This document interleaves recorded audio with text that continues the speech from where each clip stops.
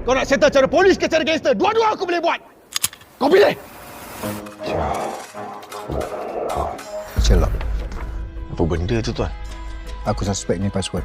Macam mana polis boleh tahu? Tuan Inspektor, duit aku mana? Kau special, Hakim.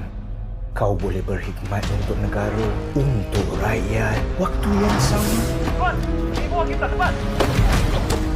kau buat duit. Kalau kau setia dengan aku lah. Korang tahu tak, kat Malaysia ni tempat mana paling selamat nak beli barang haram? Dari inspektor lah.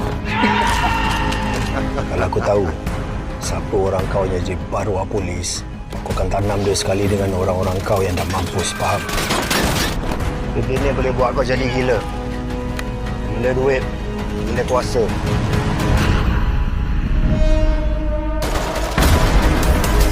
Hidup ni tak ada apa yang mudah pun. Semua benda dah ada.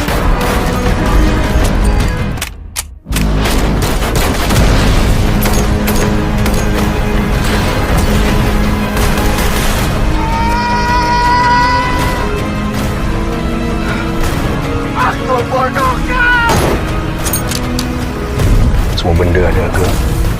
Tapi tak semua benda ada nilai.